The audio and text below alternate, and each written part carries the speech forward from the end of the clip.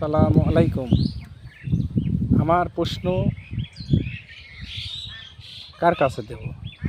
আমার প্রশ্ন হচ্ছে, বাংলাদেশে যারা বড় বড় আলেম, যারা কোরআনের হাফেজ, তাদের কাছে আমার এই প্রশ্ন। আপন সন্তান বাপ মাকে ভাত দেয় না। বাপ মা কষ্ট করে মানুষ করে লেখাপড়া সে চাকরি বাকরি, গাড়ি বাড়ি, বিল্ডিং সব আছে, অর্থ সম্পদ, গাড়ি বাড়ি তার সব আছে, কিন্তু অথচ ওই সন্তান তারা আপন মায়ের বাপের ভাত দেয় না, দেখে না। বাংলাদেশে যত আলেম আছেন, আপনাদের কাছে আমার এই দাবি, কেন দেয় না, কী জন্য দেয় না? আপনারা মাহফিলে, জালসায় এই বক্তব্যগুলি, হাদিস কোরআন তো অনেকেই বলেন, কিন্তু এই কথাগুলি একটু বেশি আলোচনা করেন যে আপন সন্তান, হ্যাঁ বাপ মা ভাত কাপড় দেয় না, আপন সন্তানের অনেক টাকা বাড়ি গাড়ি সব আছে, অথচ তার বাপ মা ভাত কাপড় দেয় না, কষ্টে দিন যায়। আমরা কোন মুসলমান? আমরা তো অজ্ঞানী, আমার তো জ্ঞান নাই। আমি এই বাংলাদেশে আলেমদের কাছে আমার এই দাবি থাকবে যে কথাগুলি যাতে আমার সাধারণ মানুষ যাতে বুঝতে পারি, সেই আলোচনাগুলি একটু বেশি বেশি করেন। নামাজ কালাম তো পড়াই লাগবে, রোজাও থাকাই লাগবে, হজও করা লাগবে, জাকাতও দেওয়া লাগবে, এগুলো আমরা সাধারণ মানুষ পড়ায়, মানুষই বোঝে এগুলো। কিন্তু আপন সন্তান বাপ মাকে ভাত দেন, এগুলো কি?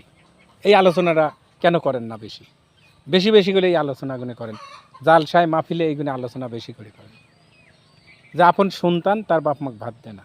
ওর গাড়ি বাড়ি, অর্থ সম্পদ মেলা কিছু আছে। উনি তো জাকাত হিসাবে, ওর এই সিয়াম সাধনার মাসে জাকাত হিসাবে তো তার বাপ মাকে টাকা পয়সা, ধান চাল দিতে পারে। কিছু না হলে পারে, মনে করেন তার বাপ মা একটা মাসে না হলে পারে 5 মণ কি 2 মণ কি 3 মণ ধান দিক, কয়েক হাজার টাকা দিক, উনি ঘৃণা করে না হয় বাপ মাকে না দিলে।